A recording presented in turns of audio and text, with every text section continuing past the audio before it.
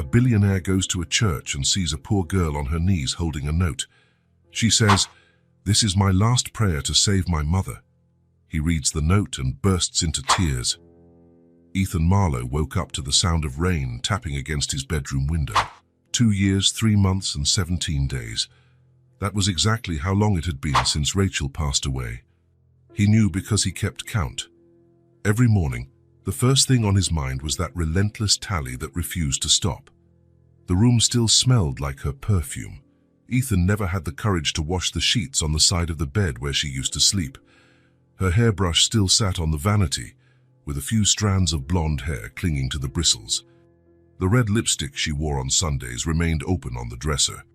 At 30 years old, Ethan had built an empire. Marlowe Industries was synonymous with success, technology, and innovation. Forbes had listed him among the youngest billionaires in the country. He had everything money could buy: imported cars in the garage, a lakeside mansion, investments growing on their own. But none of that mattered since she was gone. He went downstairs to the kitchen and made coffee for one. Before, he always made coffee for two. Rachel loved her coffee strong, with a spoonful of sugar and a sprinkle of cinnamon. "Just like you," she used to say with a laugh, "strong but with a special touch that makes all the difference." The doorbell rang 3 times before he decided to answer it. On the other side was Margaret, his longtime executive assistant, holding a stack of documents. In her early 50s, her grey hair was always pinned in a perfect bun, and her reading glasses hung from a gold chain around her neck. "Mr. Marlowe, you need to sign these contracts today. The meeting with the Japanese investors is tomorrow and—" "Cancel everything," Ethan interrupted. "Not today." Margaret sighed. For the past 2 years, that had become his standard response to any commitment. The company ran on autopilot, managed by a competent team that had learned to make decisions without him. "Sir, with all due respect, Mrs. Rachel wouldn't want to see you like this." Ethan closed his eyes. Margaret had worked with them for 10 years. She knew Rachel. She knew what she was like. And she was right. Rachel always loathed it when he isolated himself for work. "Life happens while you're busy making other plans," she used to say. "Leave the papers on the desk. I'll sign them later." "Did you at least have breakfast? Should I cook something?" "I'm fine, Margaret. Thank you." Lie. He hadn't been fine for 2 years, 3 months, and 17 days. After Margaret left, Ethan stood in the entryway of the house. The rain had stopped, but the sky remained grey. It was the kind of day Rachel loved. She would say that overcast days were perfect for reflection. "On days like this, we can think without rush," she used to say, wrapped around him on the living room sofa. "No sun to distract us, no hurry to go anywhere. It's like the world pauses just so we can breathe." Without knowing why, Ethan grabbed his car keys. St. Mary's Church sat downtown in a neighborhood Ethan rarely visited. Rachel had attended there since she was a child. When they were married, she'd tried several times to get him to come along. "It's not about religion," she would explain patiently. "It's about community. About sitting in a place where everyone is equal, where it doesn't matter how much money you have or what car you drive." Ethan always found an excuse. A big meeting, a business trip, anything that sounded more urgent than sitting on a wooden pew for an hour. "One day you'll want to come with me," she said once, smiling in that way that made his heart race. "And when that day comes, I'll be waiting."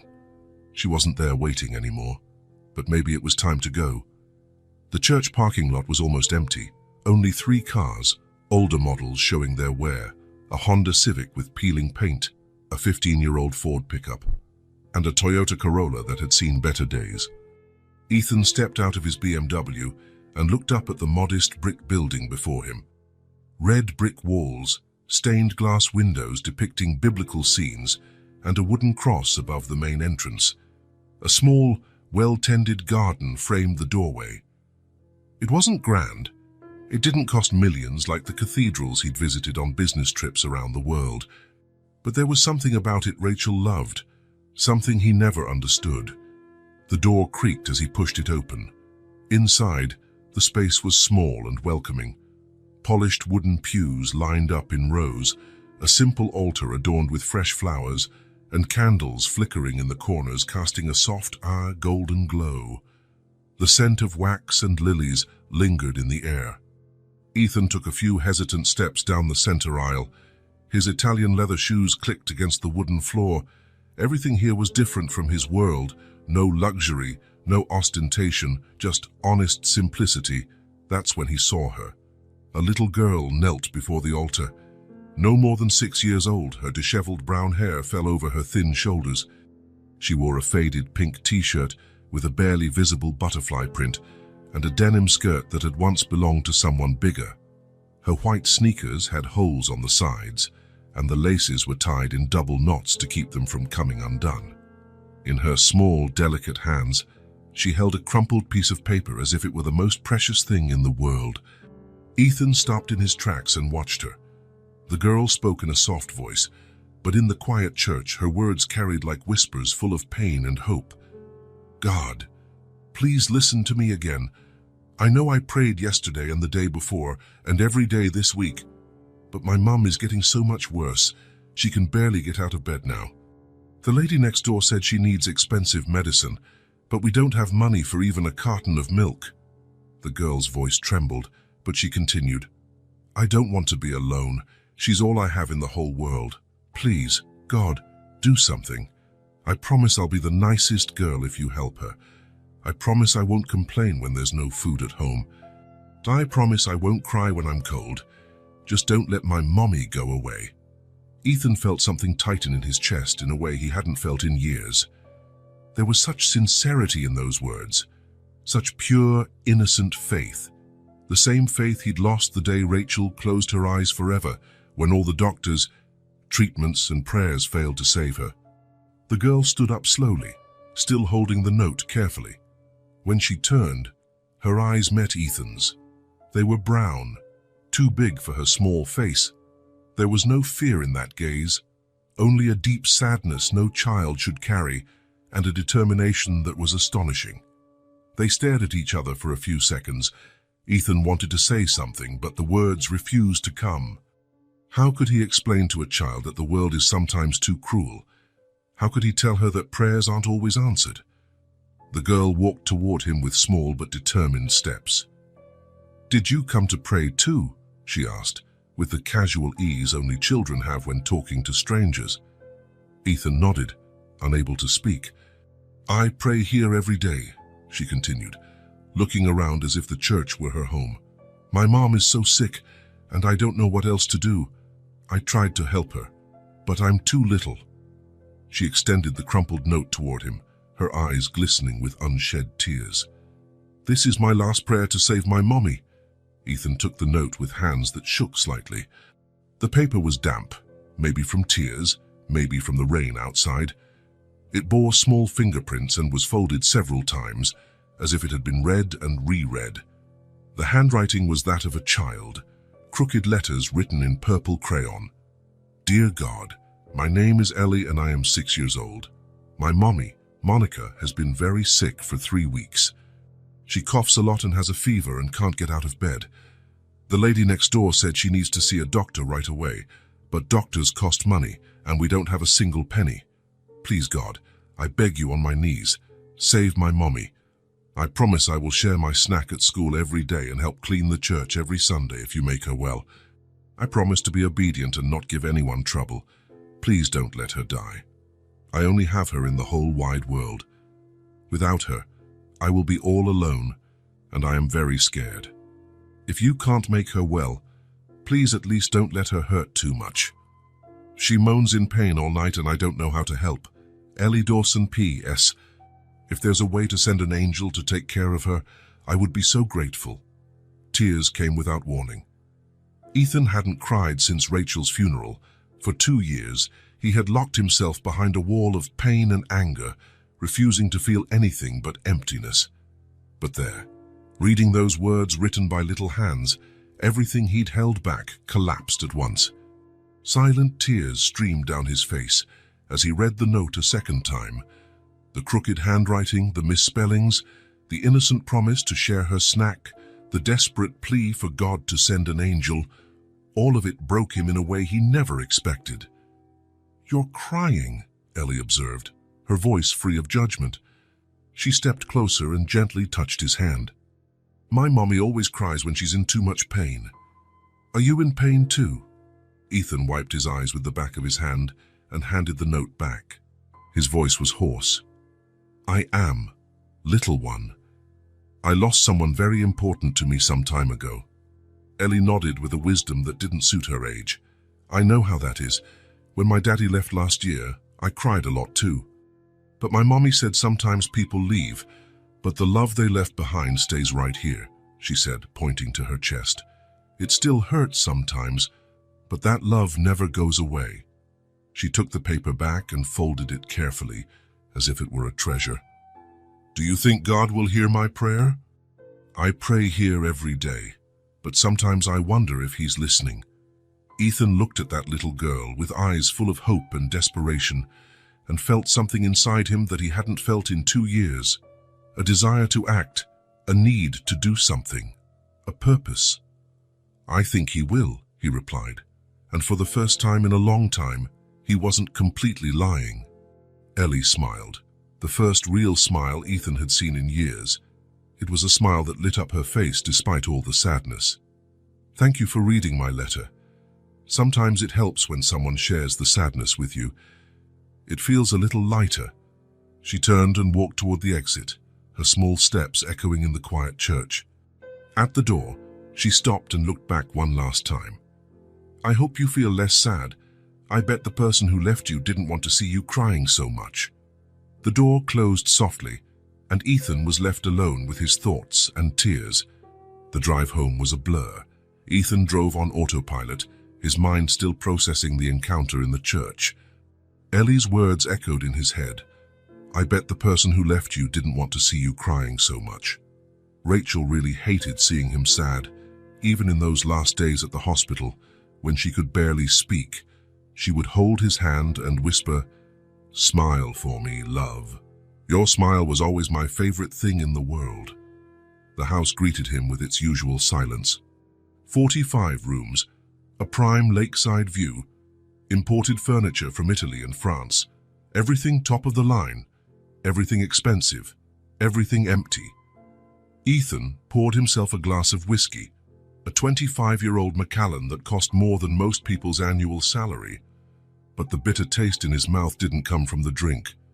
He sat in the leather armchair where he and Rachel used to unwind after hard days at work. She would snuggle up next to him, her bare feet resting on his legs, telling him about her day while he massaged her shoulders. "How was work today?" she would always ask. "Better now that I'm home," he would always reply, and it was true. All the success, all the money, all the achievements only mattered because someone was waiting for him at home. Someone who cared about the man, not the billionaire. He closed his eyes and saw Ellie's note again. The crooked handwriting, the desperate plea, the innocent promise to be good forever. The P.S. asking for an angel. He remembered when Rachel was sick.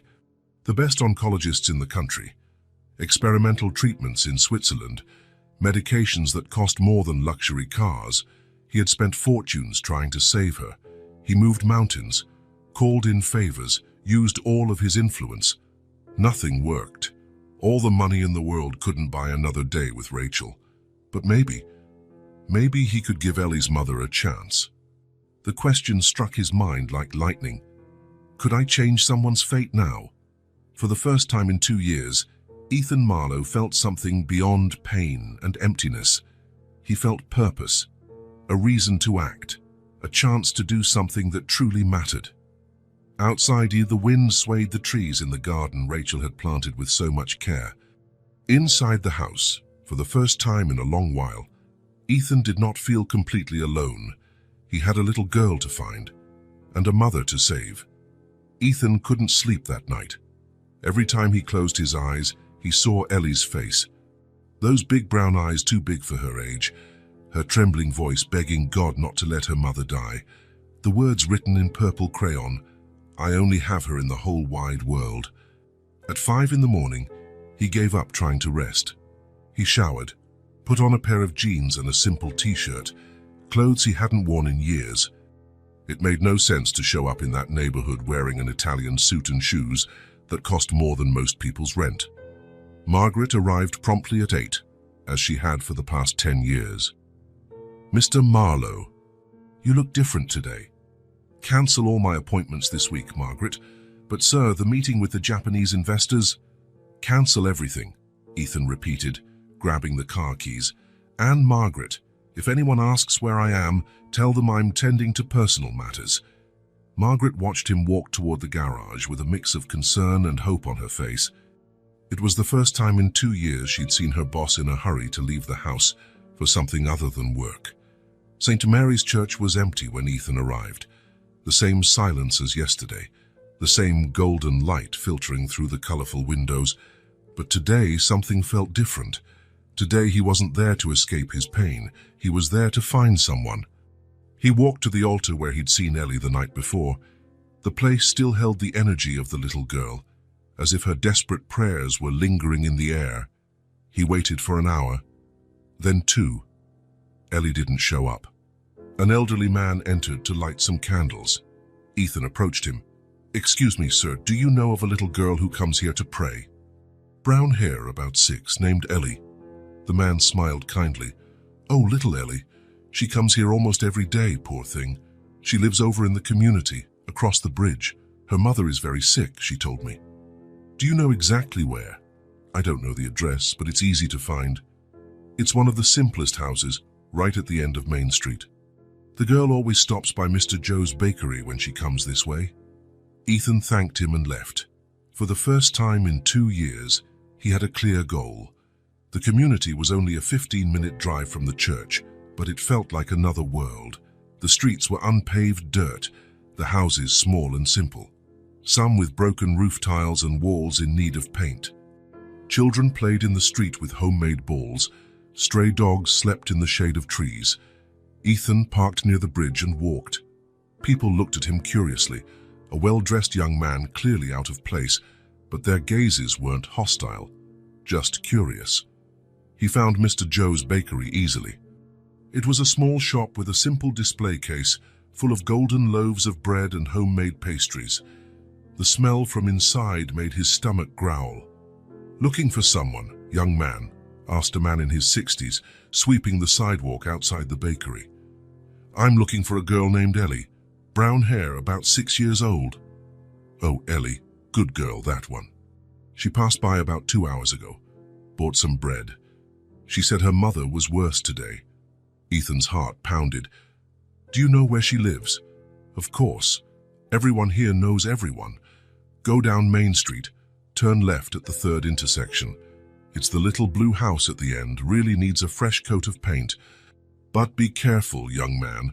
Monica, her mother, is in very bad shape." Ethan followed the directions, his chest tightening with each step.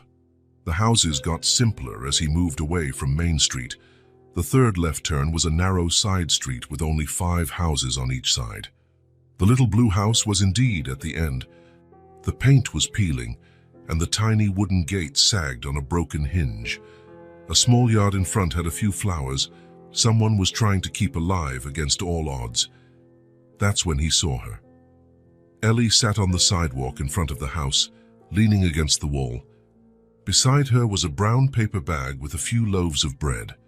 She wore the same outfit as yesterday, a faded pink shirt and an oversized denim skirt. But today she wasn't praying.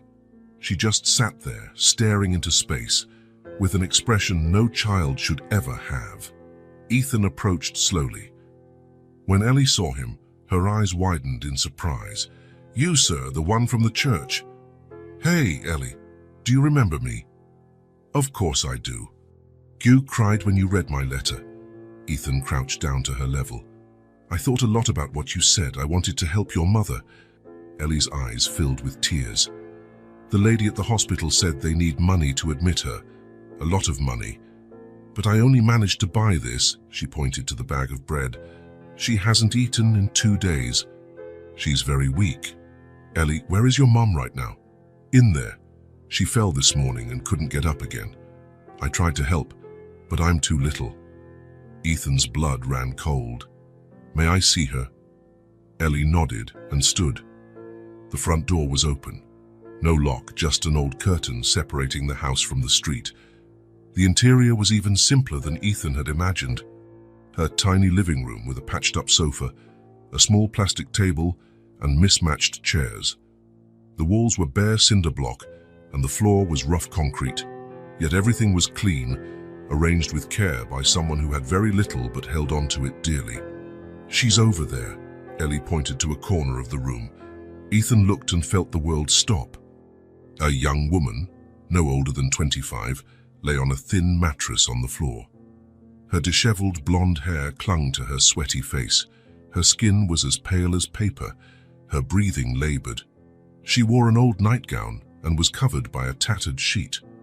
Monica was clearly very sick, very, very sick. "Mommy," Ellie knelt beside her. "The man from the church came to help us." Monica opened her eyes with great effort. They were the same brown as her daughter's, but lacked any shine, glazed with fever. "Ellie, don't bother people," she whispered hoarsely. "My name is Ethan," he said, crouching on her other side. "Your daughter is a very brave girl." Monica tried to sit up but had no strength. A violent cough took her over, and Ethan saw small drops of blood at her lips. The impulse was immediate and overwhelming. Ethan didn't think, didn't hesitate, didn't calculate consequences. He simply couldn't leave things as they were. "Ellie, I'm taking your mother to the hospital now." "But sir," Monica tried to protest. I can't pay."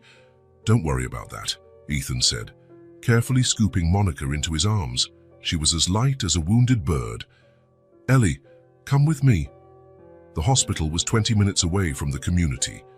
Ethan drove as fast as he could, Monica unconscious in the back seat, Ellie holding her hand and whispering, "It will be okay, Mommy." The angel I prayed for has arrived. In the emergency room, everything happened quickly. Ethan gave his name at reception, and doctors, nurses, and a stretcher appeared. Monica was taken inside while he handled the paperwork. "Do you have insurance?" the receptionist asked. "Private." "I want a private room, the best doctors available." "Sir, you'll need a credit card authorization for—" "You won't," Ethan said, handing over a black card. "Do whatever is necessary. Money is no object." Ellie sat in a blue plastic chair, swinging her legs, when the doctors returned. "Severe pneumonia," the doctor explained. "Probably been going on for weeks." "Another day or two more and—" He didn't finish the sentence. "Will she be okay?" Ellie asked, running to the doctor. "She will," he replied. "It will take some time, but with the right treatment, your mother will recover." That's when Ellie broke down. All those weeks of fear, the burden of responsibility no 6-year-old should have. Nights without sleep caring for her mother, desperate prayers, all of it came rushing out at once. "Is she going to die? Are you going to leave her there alone?" she cried, clutching Ethan's shirt. Ethan knelt and pulled her into his arms. Ellie was small enough to fit entirely in his embrace, trembling with equal parts relief and fear. "You're not alone anymore," he said, feeling something break and then rebuild inside his chest. "I promise." They spent the rest of the day at the hospital. Monica was admitted to the best available room overlooking the garden with all the necessary equipment. The doctors began treatment immediately. Strong antibiotics, IV fluids, oxygen. Ethan took care of everything. He talked to the doctors, signed forms, and made sure Monica got the best possible care. For the first time in 2 years, his money was serving something that truly mattered. Ellie stayed by her mother's side. Sitting in a chair next to the bed, she held Monica's hand and told her about her day. "Mummy, Mr. Ethan is so nice. He brought us to the hospital in a car. And you know what? The doctors said you will get better, that you just needed the right medicine." Monica was asleep, but Ethan was sure she heard every word. Late in the afternoon, a nurse brought dinner for Ellie, a plate of rice, beans, chicken, and vegetables. The girl's eyes lit up. "Can I eat all of this?" "Of course, sweetie," the nurse said with a smile. Ethan watched Ellie eat with an appetite that showed how many meals she had skipped in the past weeks. With every bite, she looked at her mother sleeping and whispered, "When you wake up, I'll share my food with you again." At 8 that evening, Monica woke up. She was more lucid, breathing easier. "Ellie," she called in a weak but clear voice. "Mommy, you're okay." "The doctor said you'll be fine." Monica looked around the room, clean, modern, with fresh flowers on the bedside table. Where are we?" "In the hospital, Mommy. Mr. Ethan brought us here." Monica searched for Ethan with her eyes. He sat in a chair in the corner, watching the reunion. I can't pay for this," she said, tears streaming down her face. "How, you don't need to pay a thing," Ethan replied. "Your daughter taught me something important yesterday. Let me give back." Monica tried to speak, but no words came. She simply squeezed Ellie's hand and closed her eyes, relieved for the first time in weeks. Ethan stayed until Ellie fell asleep in the chair beside her mother's bed. A nurse brought a small blanket and covered the girl kindly. For the first time in 2 years, 3 months and 18 days, Ethan Marlowe felt alive. Not happy. He would always carry the pain of losing Rachel, but alive, with purpose. He looked at Ellie sleeping, one hand still touching her mother's, and felt something he hadn't felt in a long time. Hope.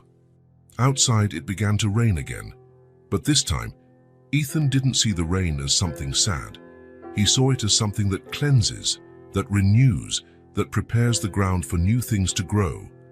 Tomorrow would be another day, and for the first time in a long time, he was eager to see what that day would bring. It was Monica's 4th day in the hospital. The doctors had been clear that morning. The pneumonia was responding well to treatment, but would require at least 2 more weeks of hospitalization.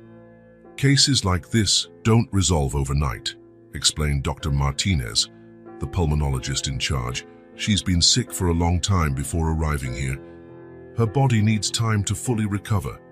Ethan had spent the last few days practically living at the hospital. He slept in the chair in the room, ate in the cafeteria downstairs, and worked on his laptop when Monica and Ellie were asleep. Margaret appeared twice a day with urgent documents, but the company functioned surprisingly well without him, a discovery that both surprised and, in some way, relieved him. Ellie hadn't left her mother's side for a moment. She slept curled up in the chair, took her baths in the bathroom attached to the room, and ate the meals Ethan ordered to be delivered. She talked endlessly to Monica, telling stories, singing songs she'd learned in class, drawing with colored pencils a kindly nurse had given her. But today, Monica looked noticeably better, sitting up in bed with ease, breathing comfortably, color returning to a face that had been pale for so long. "Ethan," she called when Ellie went to get water in the hallway, "I need to talk to you about something important." He came to her bedside.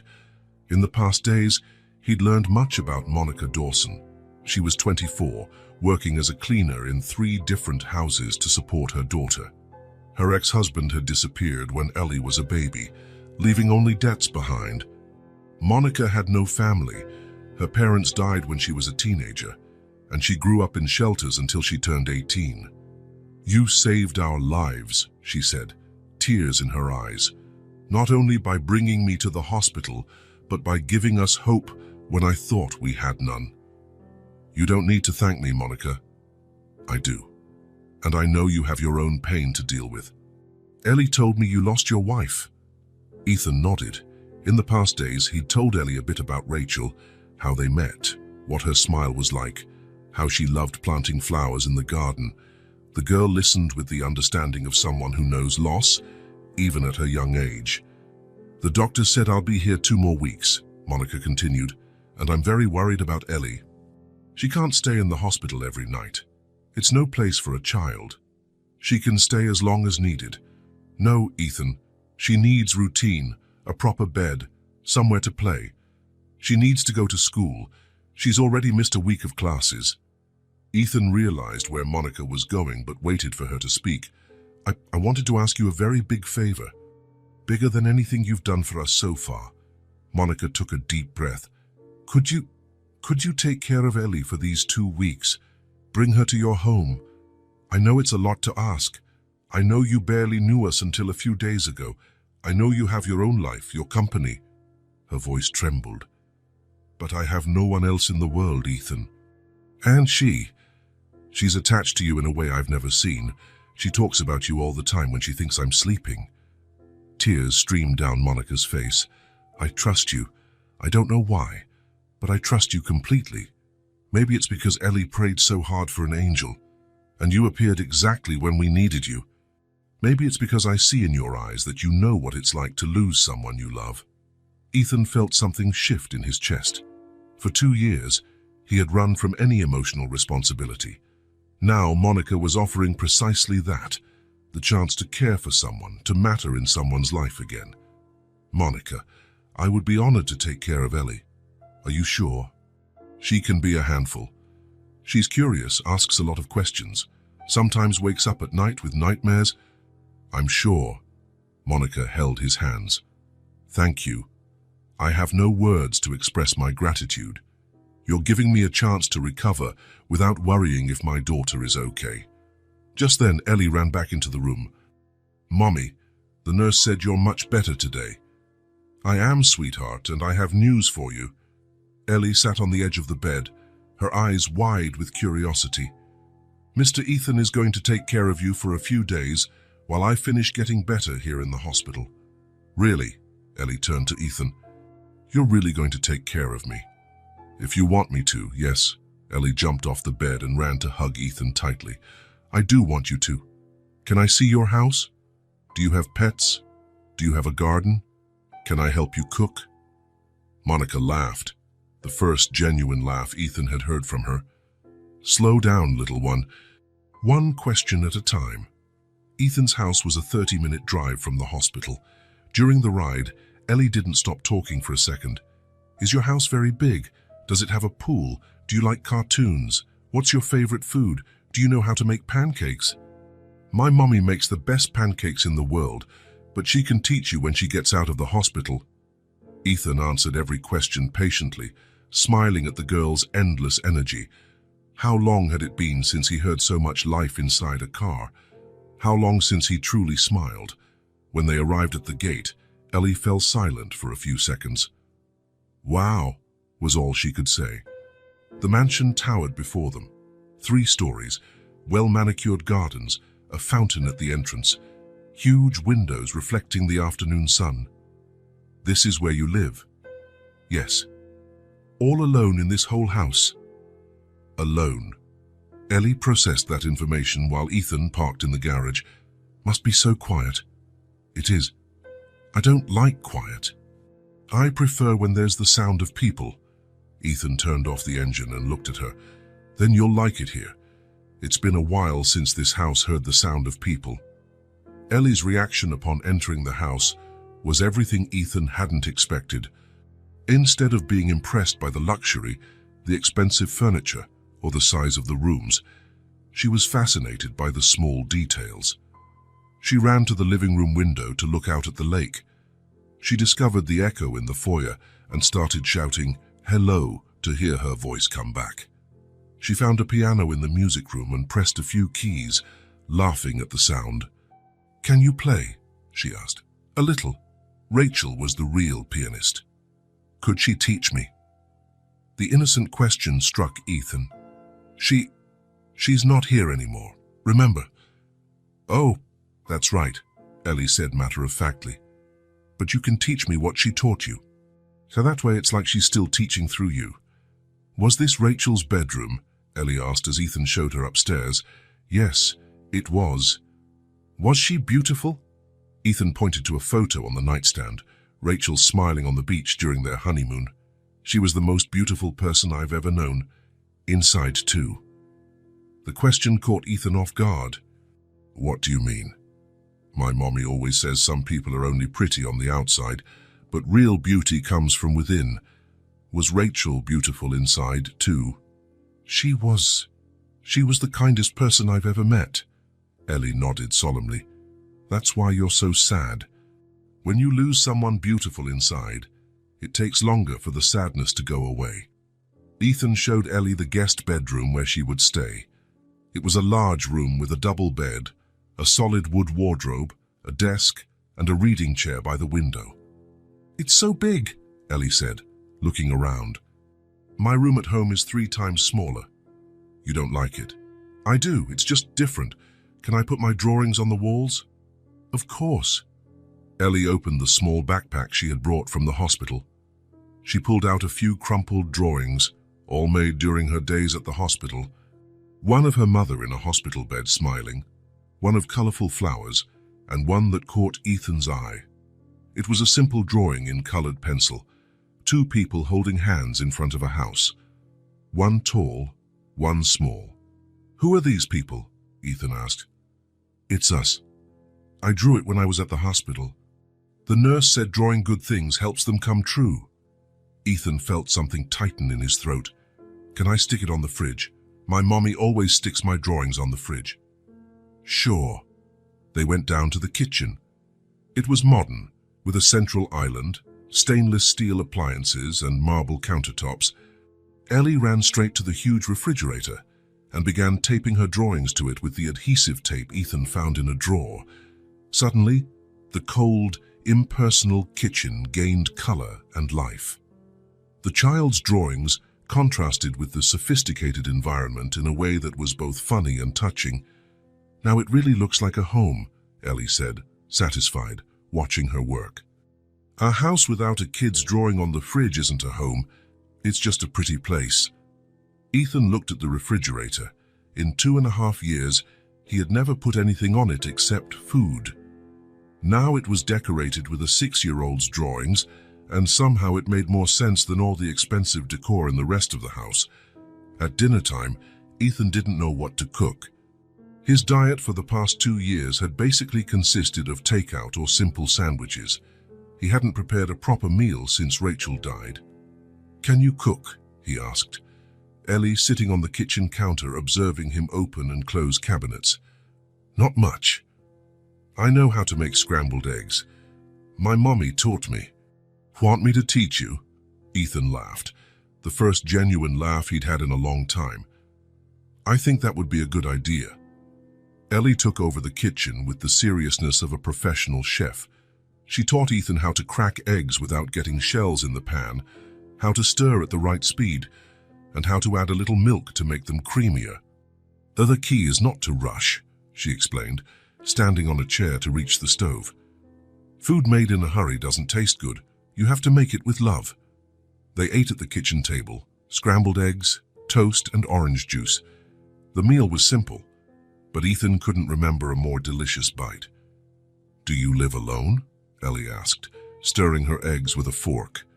"Yes, since Rachel passed away." "Yes. You had a wife?" Ethan stopped chewing. The question, asked with the innocence of a child, hit him hard. "I did. She meant everything to me." Ellie nodded with understanding. "My mommy means everything to me, too." The silence that followed wasn't uncomfortable. It was a silence of mutual understanding. 2 people who knew what it meant to love someone more than life itself. 2 people who knew the fear of losing that someone.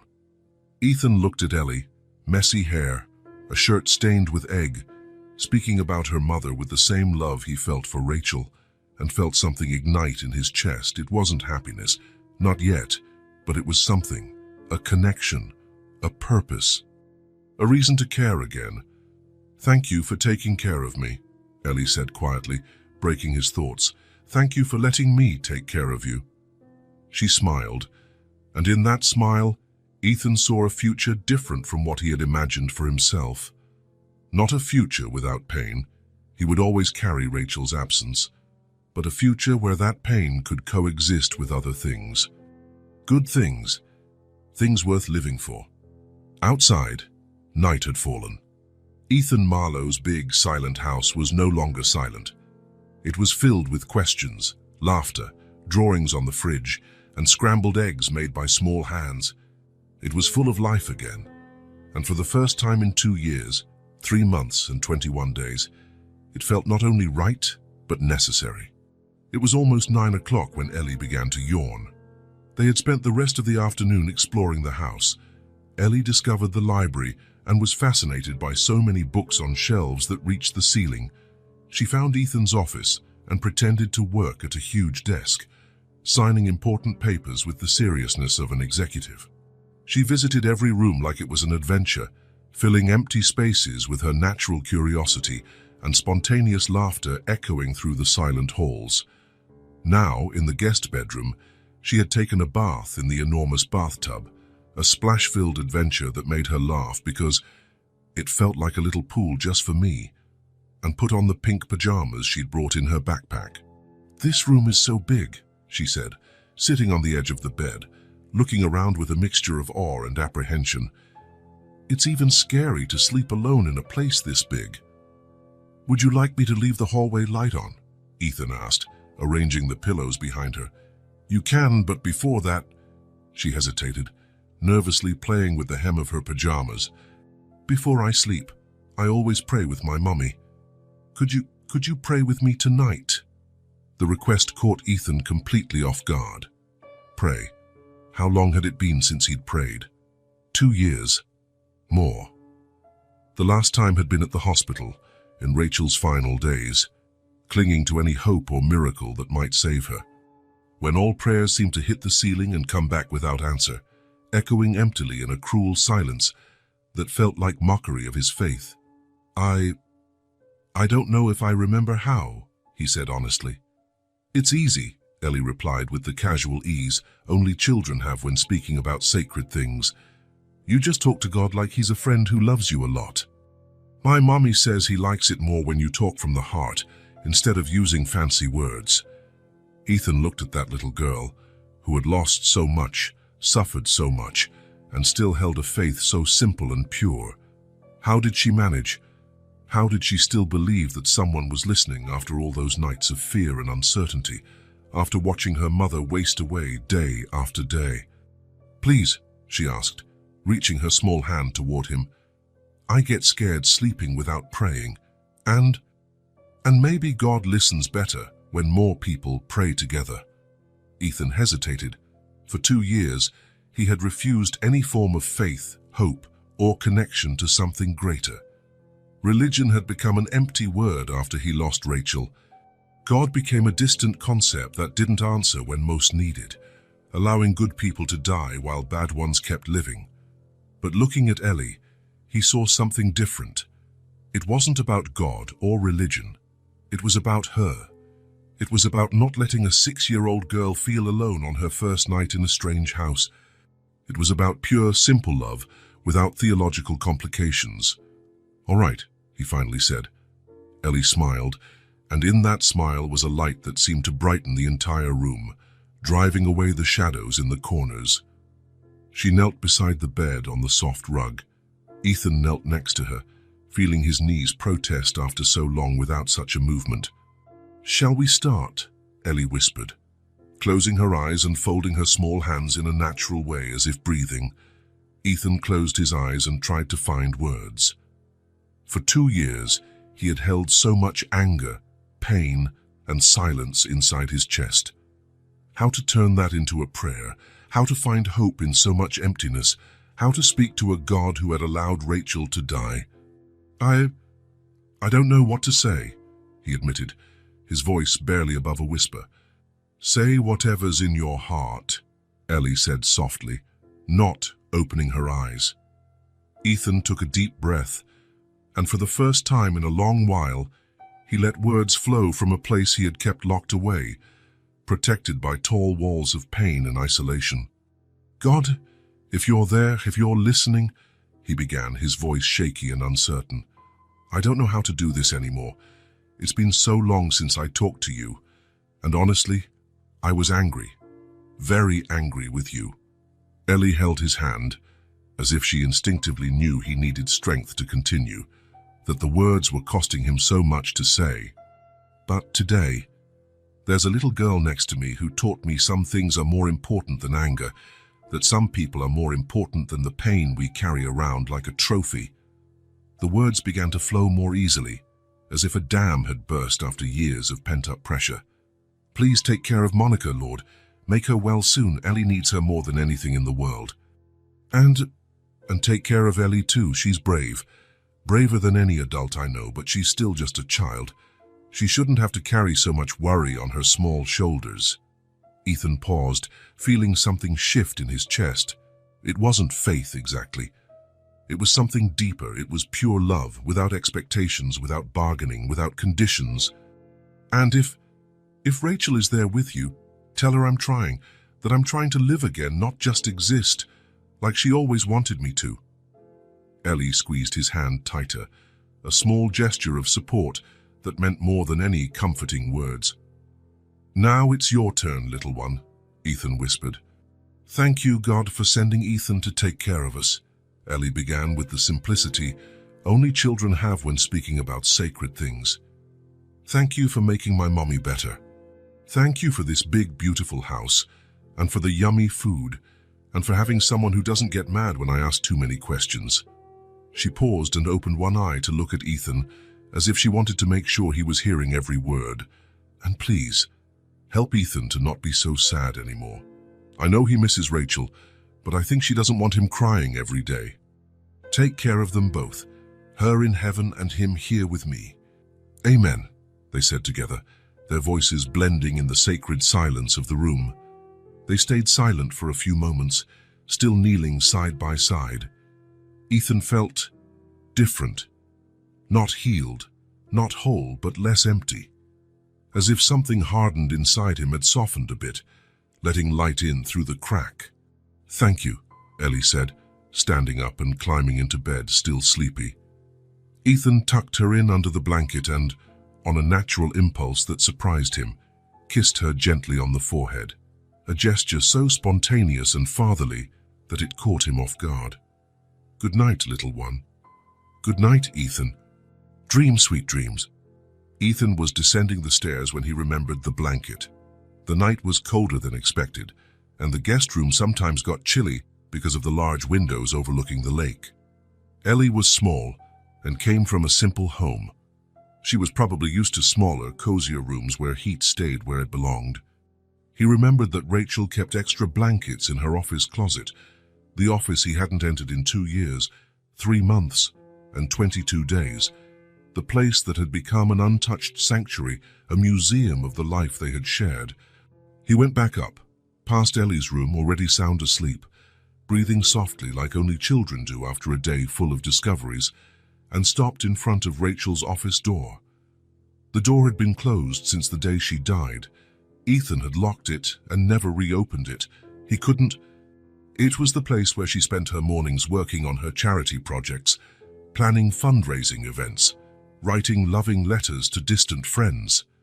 Now, for the first time in over 2 years, he turned the doorknob with trembling hands. The air was heavy, smelling musty, filled with time-frozen memories. The curtains were drawn, casting an eternal half-light that seemed to suspend the room in a time warp. Ethan flipped on the light and for a moment leaned against the wall, overcome by an overwhelming wave of conflicting emotions. Everything was exactly as Rachel had left it. The desk was organized with military precision, with a coffee mug still in place from the last morning she sat there. The sunflower mug he'd given her on their first wedding anniversary. Papers were stacked with obsessive care. Pens were arranged in the handcrafted holder they bought together on a romantic trip to Tuscany. It was as if she could walk in any moment and resume her work, smiling in that way that made the world feel brighter and full of possibilities. Ethan walked to the closet, trying to focus only on finding a blanket. He opened the doors and started looking through the meticulously organized shelves. That's when he saw the boxes. 3 brown cardboard boxes, all labeled in Rachel's careful handwriting. "For Ethan, when you're ready." He had never seen these boxes before. When had she prepared them? During sleepless nights when her pain was too intense to sleep. And why had she never mentioned them? The first box was right where the blankets should have been. With trembling hands, Ethan picked it up. It was surprisingly light, but he could feel it contained important things, objects carrying heavy meaning. He placed it gently on Rachel's desk and stared at it for long minutes, as if it were an emotional bomb that could shatter the fragile balance he'd built. "When you're ready." The words echoed in his mind like a mantra. Would he be ready now? After more than 2 years avoiding anything that deeply connected him to Rachel, after all that time running from his memories, he took a deep breath and opened the box with reverent care. On top was a cream envelope with his name written by hand. Rachel's handwriting, the delicate, elegant letters he knew like the back of his hand, the writing he'd seen on birthday cards, grocery lists, loving notes left on the fridge as little surprises. His hands trembled violently as he took the envelope. Inside it he could feel some sheets of paper. His heart raced so much that he had to sit down in Rachel's chair, taking deep breaths to calm himself and try to control the avalanche of emotions. He opened the envelope slowly, as if handling something sacred and extremely fragile. The letter was written in the same delicate handwriting, on stationery embossed with their initials, E, M, and R, M. She had planned every detail, every moment of this future encounter, knowing that one day he would need these words. Ethan began to read, and it was as if Rachel's voice came back to life, whispering in his ear with that affectionate tone that always calmed him. "My love, if you're reading this, it means I'm not here anymore. It wasn't easy. The last years were hard, the treatments, the pain, the exhaustion. But I was happy anyway, because you were with me, because you took care of me with love until the end. I know your grief will be deep. I know your silence will weigh heavily. But please, don't live trapped in it. You are a good, generous man, someone who makes a difference. I knew that heart of yours, and I loved every part of it. I hope, with all my soul, that one day you find a way to move on and allow yourself to live again. You deserve it. With all my love, Rachel." Tears came without warning, like a storm after a prolonged drought. Ethan cried as he hadn't since the funeral, a deep cry of relief and pain mixed, of gratitude and overwhelming longing. It was as if Rachel was there in the office, speaking to him one more time, offering the forgiveness and comfort he so desperately needed, but didn't know how to ask for. She knew. She knew he would shut down, that he would get lost in his grief, that he would punish himself with survivor's guilt. And even so, even knowing she was dying, she thought to leave something to help him find his way back to life.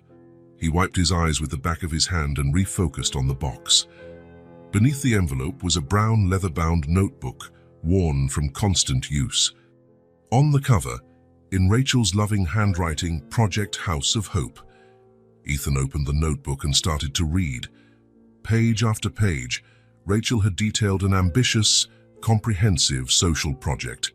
A place for single mothers and their children to rebuild their lives with dignity. Not just a temporary shelter, but a full center offering transitional housing, job training, childcare, psychological support, legal guidance, and comprehensive medical care. Many women find themselves in desperate situations, she had written on the first page with her careful handwriting. Alone, without resources, without hope, but every person deserves a second chance. Every child deserves to see their mother with dignity. Rachel had thought of absolutely everything: ideal location, necessary physical structure, strategic partnerships with businesses to provide jobs, agreements with schools for the children. There were detailed preliminary budgets, architectural plans of what the space would look like, even specific names of professionals who could help implement it. Ethan read each page as if hearing her voice again. He could imagine her sitting in that same chair, planning how to help others even while battling her own illness. It was so typical of Rachel, always thinking of others, always wanting to make a difference in the world, even while fighting her own battle. On the last page of the notebook, a final note was written in a slightly more shaky handwriting. "Ethan, I know you have the resources and influence to make this a reality. But more importantly, you have the heart to understand why it matters. One day, when you're ready, I hope you'll consider bringing this dream to life, not for me, but for the women and children who need a chance. With eternal love and hope, Rachel." Ethan closed the notebook and sat in silence for long minutes. It was as if all the pieces of a complex puzzle were coming together perfectly. The encounter with Ellie at the church, Monica in the hospital, the deep connection he felt with that small family. Rachel had planted a seed 2 years ago, and now Ethan was beginning to understand what it was meant to become. Something awakened inside him, a feeling he hadn't felt in a long time. True purpose. Not just a desire to help Monica and Ellie, but something larger, more encompassing. A vision of how he could honor Rachel's memory while giving deep meaning to his own life. A plan began to form in his mind, still vague, still uncertain, but real and pulsing. He could see the project taking shape. Modern, welcoming facilities, the families he would help, the impact on the entire community. But he was still unsure. It was a huge, ambitious project that would demand radical changes in his life. After 2 years hiding from the world, would he truly be ready for something so large and challenging? He looked around Rachel's office, feeling her presence in a way he hadn't in years. Not a ghostly presence, but the comforting sense that the love she left behind was still alive, still guiding his steps, even in her physical absence. He remembered the prayer he'd said with Ellie just minutes before. If Rachel is there with you, and tell her that I'm trying to live again, not just exist. Maybe that was the answer he had been seeking for so long. Ethan picked up the notebook, the letter, and carefully placed everything back in the box. He found a soft, warm blanket at the bottom of the closet and carried it upstairs to Ellie's room. She slept soundly, a small, serene smile on her face. He tucked her in gently and watched for a few moments, a little girl who had appeared in his life as an unexpected gift, a chance to reconnect with what truly mattered. He went back to his own bedroom, but sleep eluded him. He stayed awake late into the night, thinking about Rachel's detailed project, about Monica and Ellie, about the future full of possibilities he was beginning to envision. For the first time in over 2 years, tomorrow seemed full of hope and true purpose. It was Saturday morning when Ethan woke to the sound of laughter coming from the kitchen. Ellie was sitting on the counter, making pancakes with the same seriousness as always. In recent days, she had become the official chef of the house, at least for breakfast. Ethan came down in his pajamas and found the table set with care. Plates, forks, neatly folded napkins, and a small vase with a flower she had picked from the garden. "Good morning," she shouted, jumping off the stool. "I made special pancakes today." "What makes them special?" "They're heart-shaped. Look." Indeed, the pancakes were roughly heart-shaped. Some were more lopsided than others, but the effort was clear. "They're perfect," Ethan said, sitting down at the table. As they ate, Ellie swung her legs on the chair and talked about everything under the sun. She had an incredible ability to find topics, from the birds that came to drink water at the fountain in the garden to a story she'd invented about a princess who saved dragons instead of being rescued by them. "Ethan," she said, stopping mid-bite, "can I ask you something?" "Of course. Have you ever been to an amusement park?" The question caught him off guard. An amusement park? He'd been to one, but it felt like a lifetime ago. Maybe as a child, with Rachel, a few times when they were dating. "Yes, I have." "Why?" "I've never been." Ellie lowered her head. "My mommy always said one day we'd go see you when we had money to spend on fun stuff, but we never did." Ethan felt something tighten in his chest. A 6-year-old girl who had never been to an amusement park, never ridden a Ferris wheel, never had cotton candy, never won a stuffed animal at a game booth. "Would you like to go today?" he asked before thinking it through. Ellie's eyes widened. "Really? Can I really go?" "Of course. It's Saturday. We have the whole day." Ellie jumped off her chair and ran to hug him so tightly he almost fell over. "Thank you, thank you, thank you. I'll grab my backpack." The park was 40 minutes from town. During the drive, Ellie didn't take a single break from talking.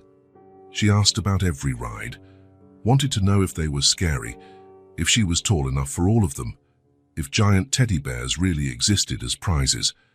"My mommy always said amusement parks are magical places," she said, nose pressed against the car window, "that they're where dreams come true for a day." When they arrived in the parking lot, Ellie fell silent for a few moments, taking in the colorful entrance of the park. She could hear music, excited screams, and the hum of rides in operation. "It's bigger than I imagined," she whispered, "and we haven't even gone in yet." Ethan smiled.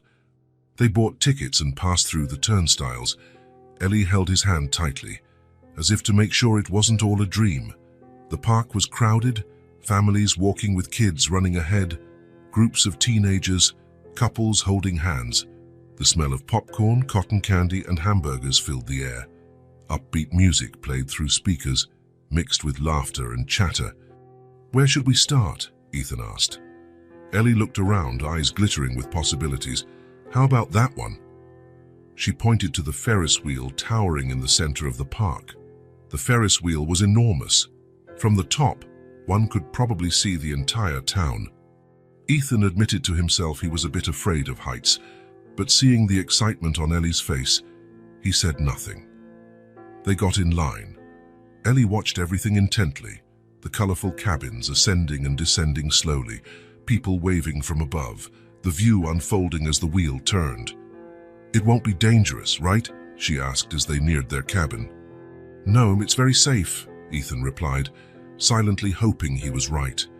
They climbed into the blue cabin, and the attendant closed the door. Ellie gripped the seat as they began to rise. "Oh my God, we're flying!" As they ascended, the view became more breathtaking.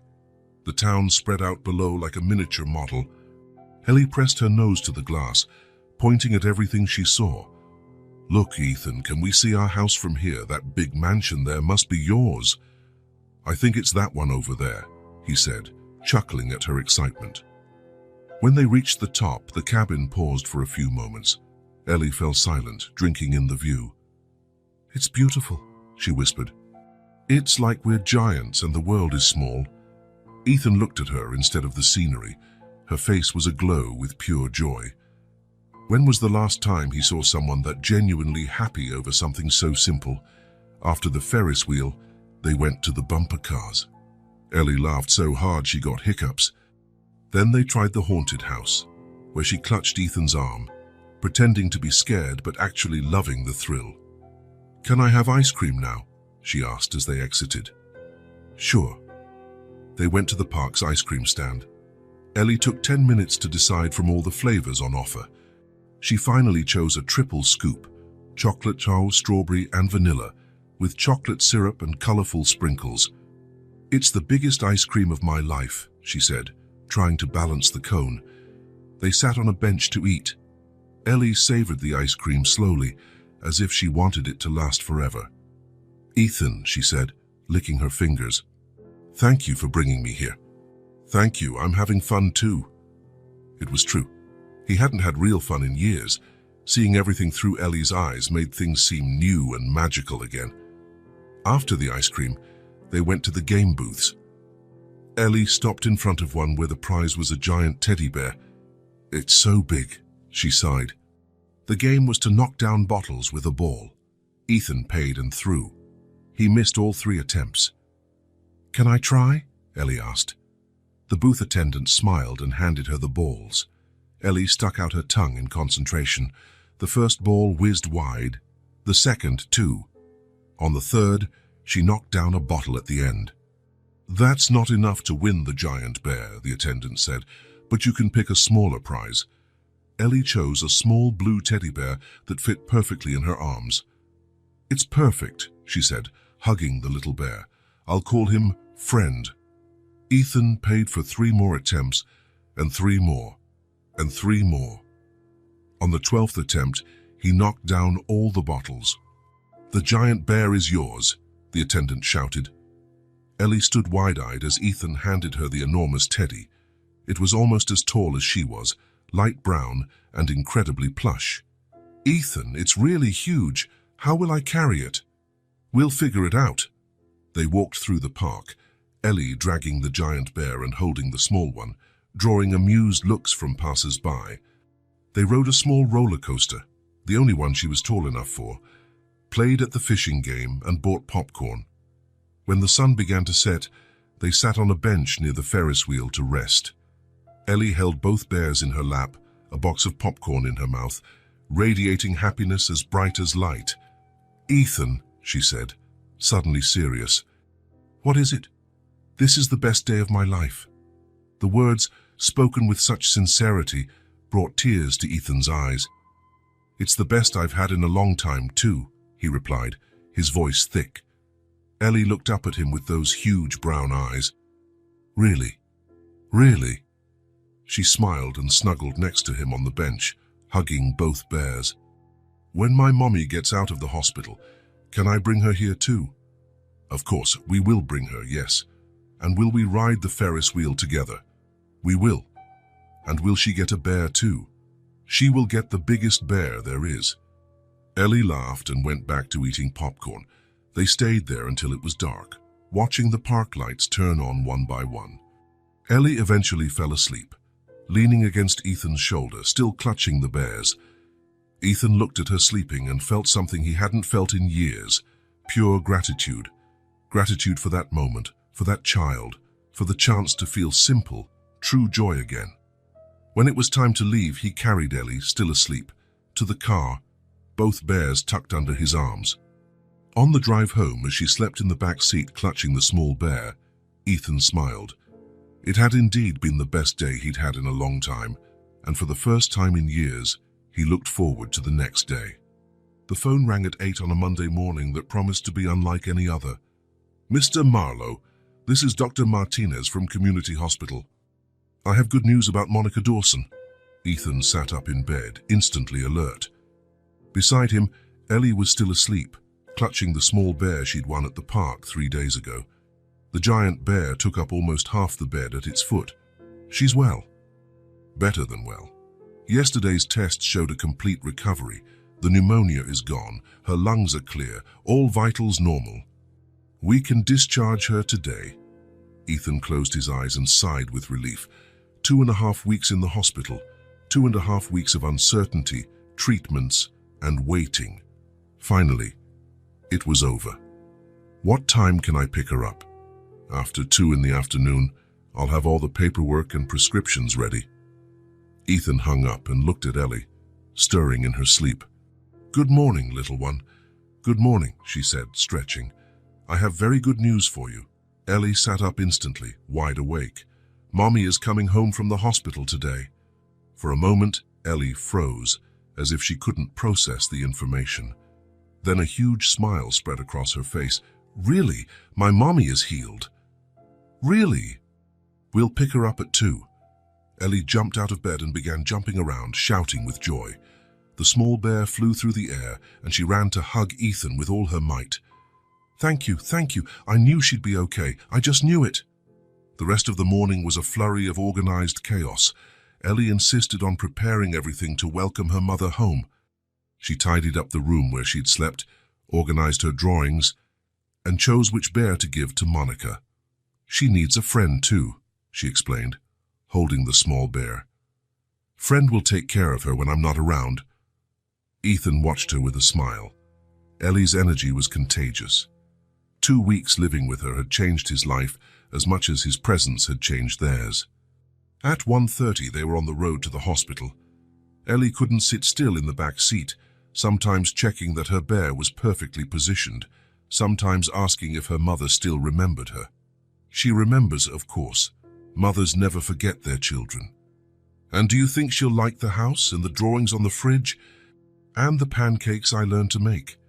She'll love everything. They arrived at the hospital 15 minutes early. Ethan knew the way by heart. He'd walked these corridors dozens of times in recent weeks. But today was different. Today they weren't visiting someone who was sick. Today they were bringing someone home healthy. Monica sat on the edge of her bed, wearing the same outfit she had on the day of admission. Now slightly too large on her thinner frame, she had her hair done, makeup on, and a smile on her face that hadn't appeared in weeks. "Mommy!" Ellie ran and threw herself into Monica's arms. The reunion was so intense that Ethan felt tears welling in his eyes. Mother and daughter hugged as if they hadn't been together for years, whispering words of love, laughing and crying at the same time. "My daughter, you've grown so much. It feels like an eternity," Monica said, kissing Ellie's face all over. "Mommy, I took care of everything. I made pancakes. I put drawings on the fridge. I won 2 bears at the park. At the park? You went to an amusement park? Mr. Ethan took me. It was the best day of my life. Monica looked at Ethan over Ellie's head. There were tears in her eyes, but also deep gratitude that needed no words. Thank you, she whispered, for everything. Ethan simply nodded. There was nothing to thank. Those 2 weeks with Ellie had changed his life as much as his actions had changed theirs. This is friend, Ellie said, handing the small bear to Monica. He will take care of you when I'm not close by. Monica held the bear and hugged her daughter even tighter. He's perfect. Thank you, my love. Dr. Martinez appeared with a folder of papers, all set for discharge. Monica, you're officially healthy. But remember, rest for 2 more weeks at home, take all medications as prescribed, and come back in 1 month for a follow-up. Doctor, Monica said, I don't know how to thank you. If it weren't for Mr. Marlowe. It was my pleasure to care for you both, the doctor smiled. And Monica, take good care of that special girl. She never left your side for a moment during her stay. The drive home was a celebration. Ellie showed Monica everything along the way. The places they'd visited, the shops where they bought things, the park where they had so much fun. Monica listened intently, asking questions, smiling at her daughter's discoveries. And now, Mommy? Are we going back to our house? Ellie asked when they parked at the mansion. Monica looked at Ethan. It was a question neither of them had asked, but it hovered in the air. Well, Ethan said, you can stay here as long as you want. There's plenty of space, and I've kind of gotten used to the company. Ethan, you've done more than enough. We can't impose. You're not imposing. You're family. The word slipped out before he could think. Family. That was what they had become for him. That was what he had become for them.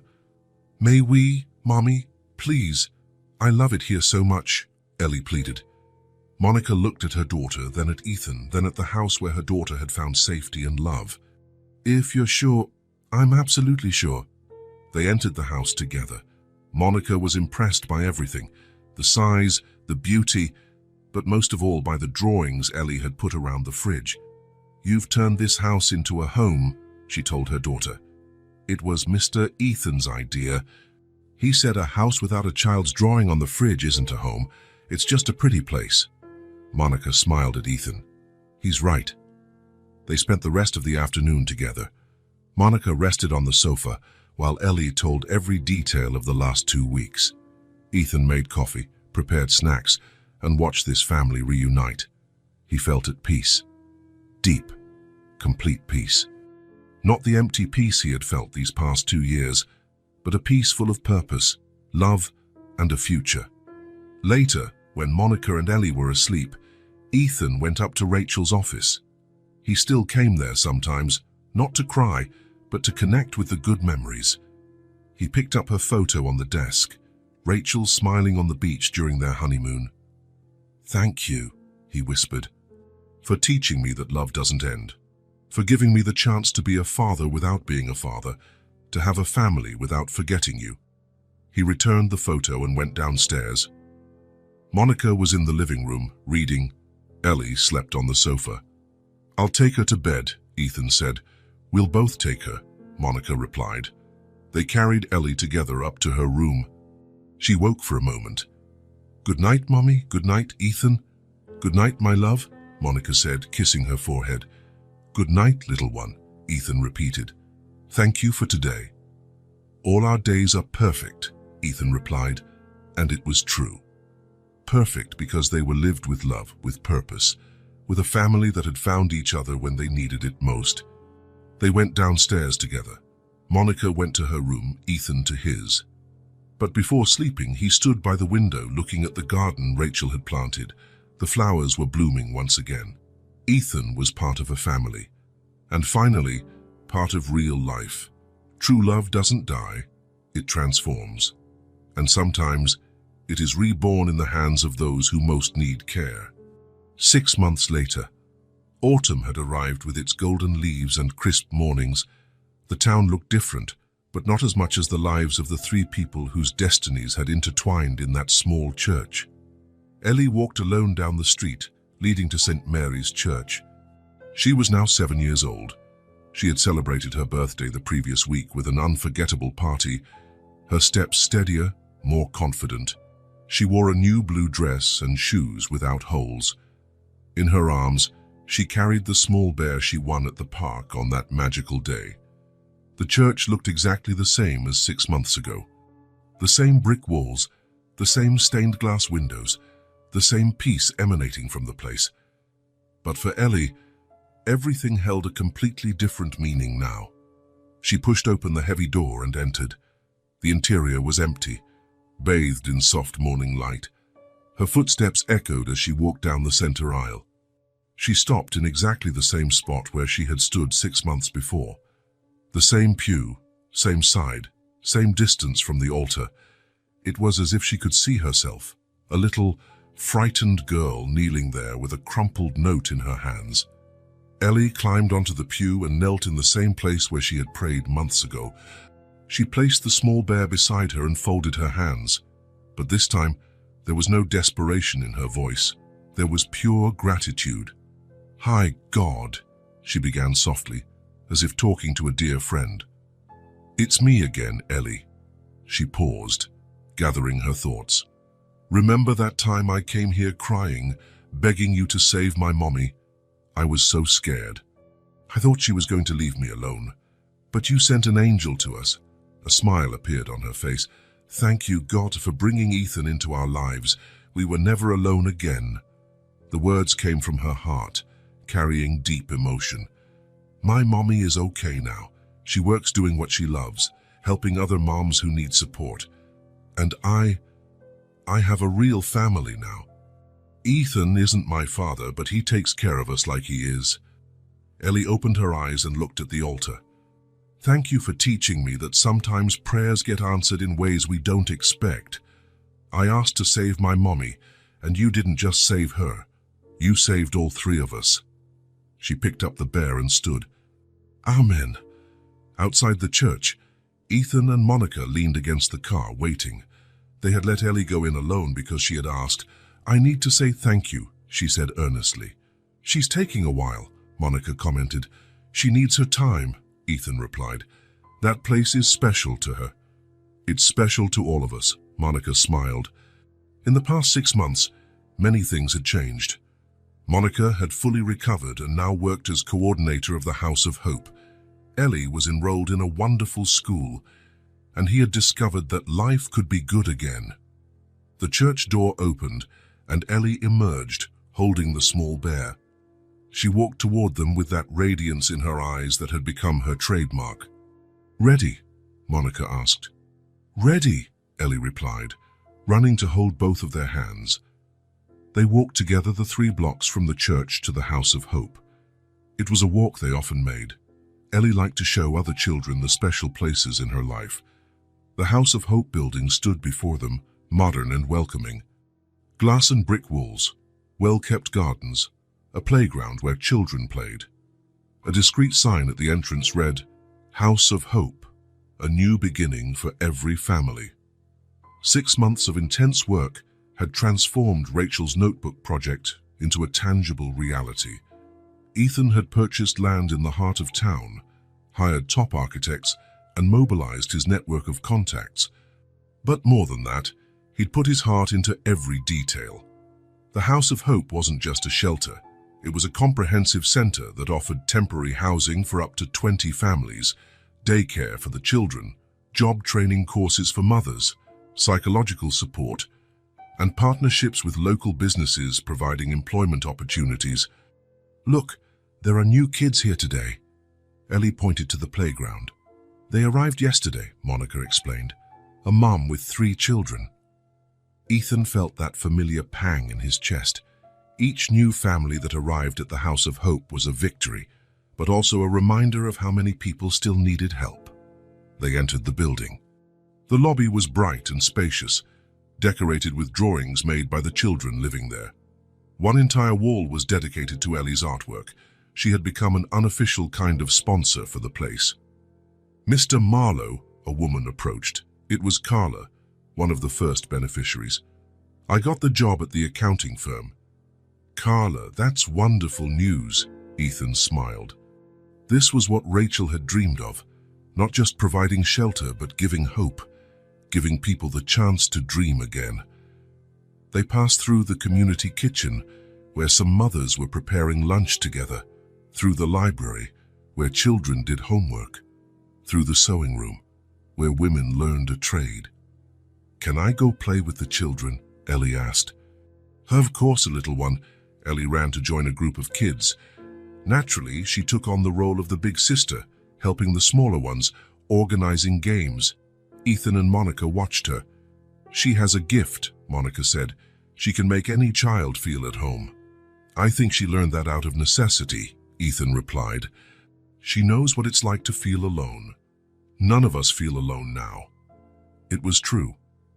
In the last 6 months, the three of them had become a family in a way Ethan had never imagined possible. It wasn't the family he had planned with Rachel, but it was the family life had given him. Do you think Rachel would be proud? Monica asked. Ethan looked around the house of hope. He saw families rebuilding, children playing safely, mothers regaining dignity. I think she would be more than proud, he said. I think she would be happy. And you? Are you happy? Ethan looked at Ellie playing, then at Monica, then at everything they had built together. I am. For the first time in a long time, I'm truly happy. Later, as the sun began to set, the three returned home. Ellie told them about the new children.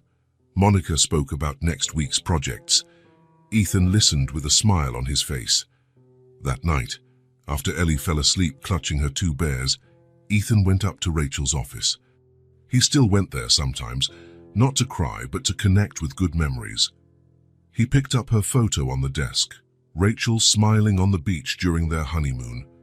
Thank you, he whispered, for teaching me that love doesn't end, for giving me the chance to be a father without being a father, to have a family without having to forget you. He put the photo away and went down. Monica was in the living room, reading. Ellie slept on the sofa. I'll take her to bed, Ethan said. We'll both take her, Monica replied. They carried Ellie together to her bedroom. She woke for a moment. Good night, Mommy. Good night, Ethan. Good night, my love, Monica said, kissing her forehead. Good night, little one, Ethan repeated. Thank you for today. All our days are perfect, Ethan replied. And it was true, perfect, because they were lived with love, with purpose, with a family that had found each other when they needed it most. They went downstairs together. Monica